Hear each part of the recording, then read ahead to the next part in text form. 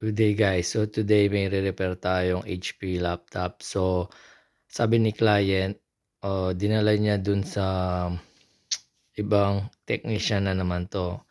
So pahirapan na naman tayo dito guys. Kasi pag galing sa ibang tech, mahirap talagang gawin lalo na kung nag-o-on siya. Katulad nito, minsan nag-o-on tuloy-tuloy naman, pero minsan habang ginagamit mamamatay. Hindi pare-parehas yung time. Minsan naman 'pag in-on mo, agad-agad mag-o-off siya, magsha-shutdown siya. So, try natin.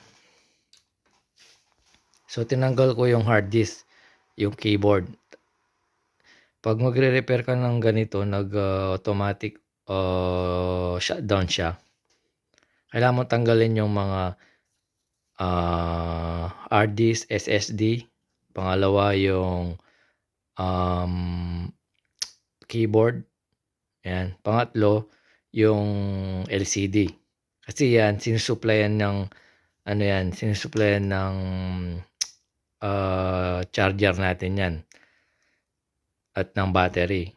So pag in-on mo, kapag may problema yung keyboard, magsha-shutdown talaga yan kung shorted yan, pati yung LCD. So dito, ang client sabi niya, nag-on naman. Minsan nagagamit kahit 24 hours, okay siya eh. So ibig sabihin uh, sa overheat o sa thermal paste, bago daw. So, bagong linis din. Kasi nagagamit naman eh. Pero minsan magsha-shutdown bigla mag-isa. Tapos minsan pagka-on mo magsha-shutdown na. So, i-try natin.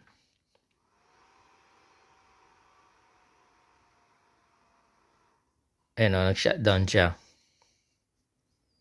So, dati may ginawa ako dito. Tinanggal ko yung itong panel na to kung saan nakakonect yung power button at saka yung ribbon cable ng wifi at saka yung volume dito. Pero chineck ko to, okay naman yung mga flex niya, yung connector niya. Ang napansin ko is ito.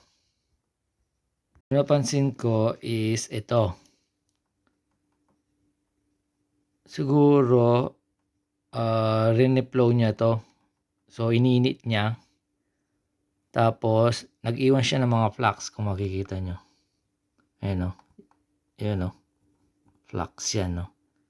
Hindi niya lininis mabuti. Pero kung makikita mo dito, ayan, may itim-itim siya dito. Ayan o. Yung part na to.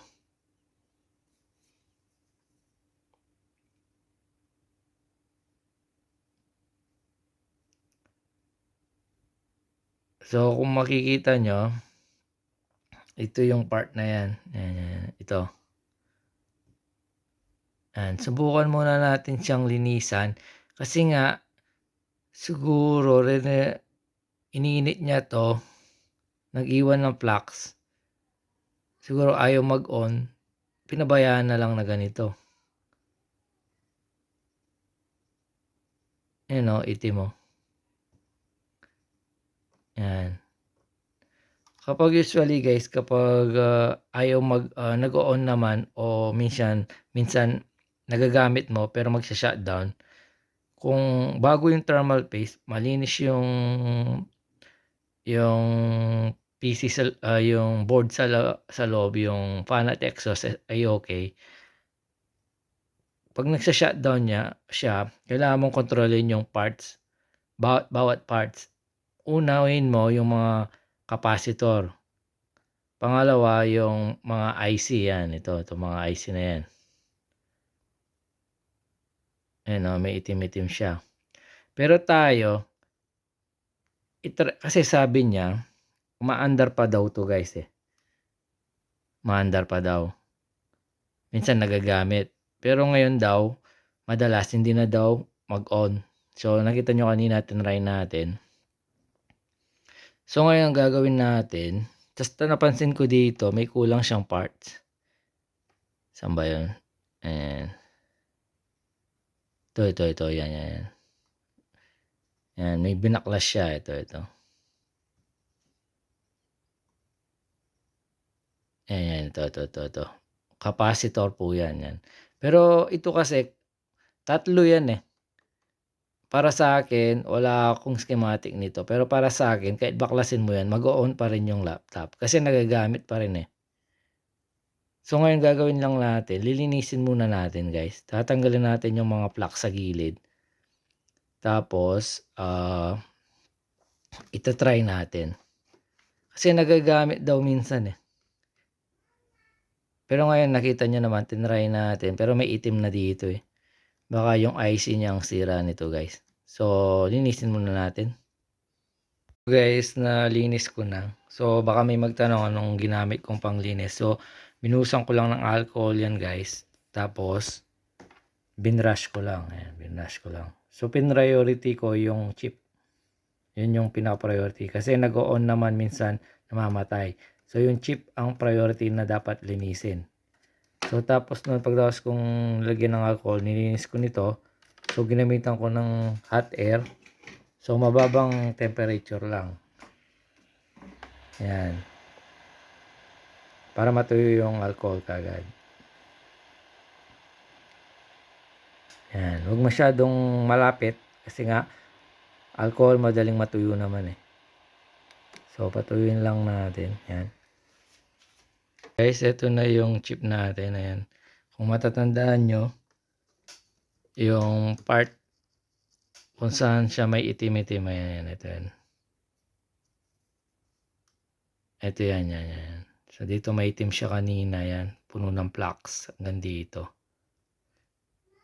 Ngayon, try natin guys. Kasi iniinit to eh. Kaya tingnan nyo. Pansinin nyo itong ano na to. Magaspang. Hindi nakita yung pangalan ng chip. Kasi nga, iniinit to. Ano. Pero tingnan ko hindi pinalitan. Iniinit lang. Ayan. So, ngayon, itatry natin. Nininis lang natin guys ha. So guys, kapag kukuha ka ng, magpapalit ka ng capacitor ng laptop. So, kumuha ka rin ng capacitor sa laptop din. So, ako, ang tinitingnan ko, binibase ko sa size ng capacitor guys.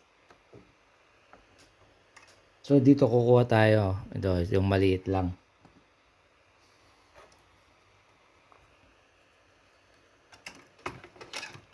Ito, kunin natin to. So, kailangan natin ng isa.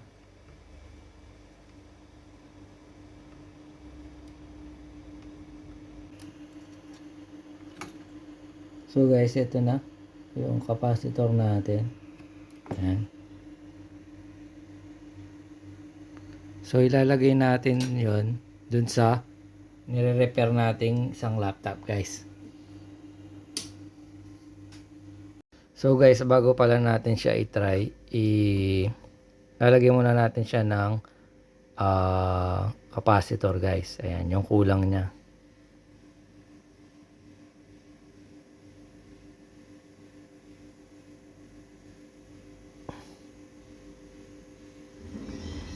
Yan, so inayos ko muna yan.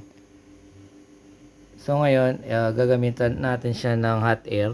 Lagay natin yung capacitor dyan guys. So, kaya para makita nyo ng, yan. So, lalagyan natin ng capacitor to. Ayan. So, tara na. Ayan yung capacitor guys. May plug siya sa ilalim yan. So, magka-size naman, di ba?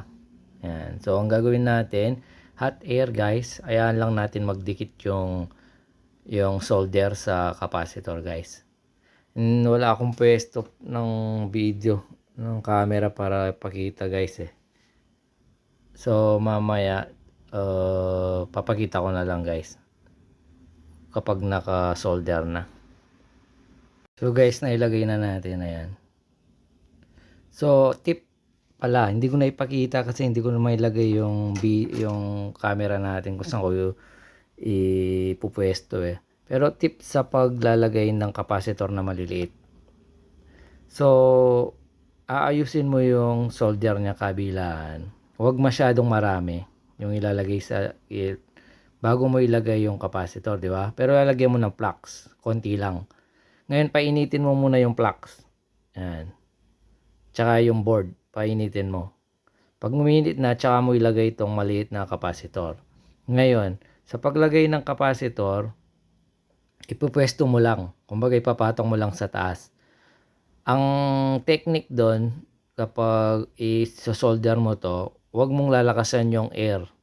So, yung air niya is, yung as in, naka number 1 lang. Yan, number 1, wala.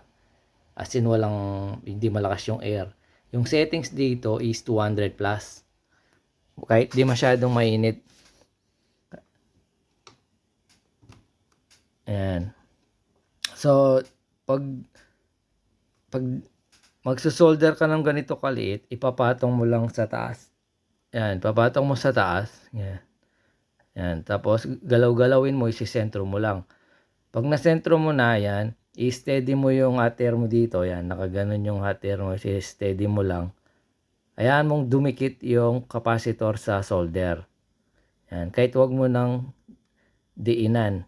Pero, kapag gumagalaw-galaw siya ng konti, so kailangan mo siyang diinan sa gitna. Huwag masyadong madiin. Mararamdaman mo naman kapag makikita mo pag dumikit na yung solder sa capacitor, guys. So, ayan. Yung tweezer, yung isa lang ang gamitin mo kasi maliit lang ito. So ipapatong mo lang sa gitna niya, yan. Tapos, tutukan mo ng solder, yan. Hot air. Tutukan mo ng hot air pala, yan. So, pag nakita mo ng dumikit na, so tanggal na, yan. So, linisin lang natin, tapos try natin, guys. So, ito palang capacitor, guys, nakita nyo naman, kinuha ko sa kabilang board. Pag magpapalit ka ng capacitor, size lang ang titignan. At halimbawa, kung mas malaki dito, halimbawa 19 volts yung pumapasok, like ito. Itong capacitor na to, yan, medyo malaki ito eh. Yan, ito.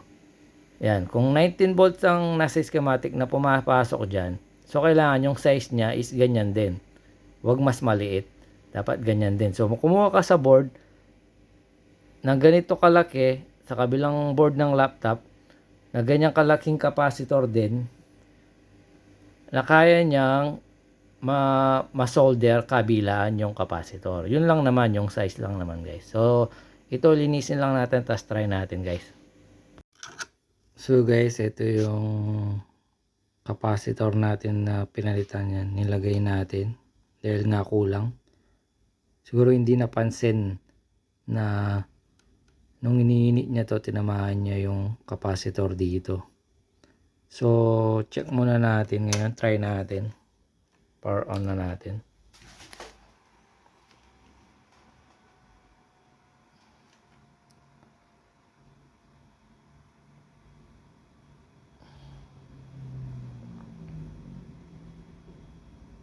So, nag-boot siya, guys, ha.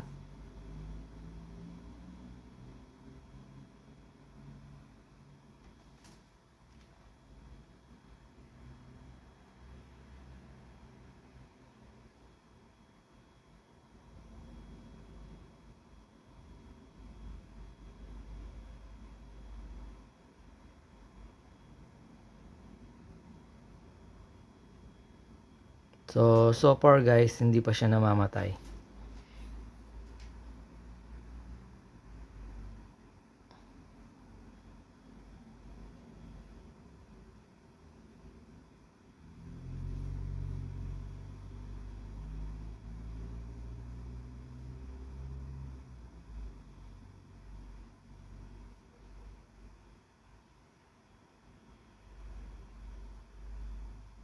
So, matagal talaga siyang mag-boot, guys, kasi ang nangyari dito, di ba, on and off siya. Nagsi-shutdown siya kapag naka-open na yung ano natin, operating system natin. So, talagang pag magbo-boot siya matagal kasi nga nag-shutdown siya ng biglaan.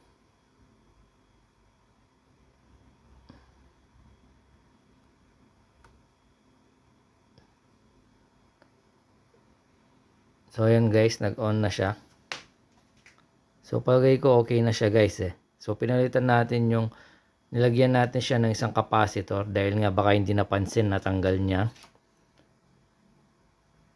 Kasi ngayon hindi na siya nagsa-shutdown guys eh.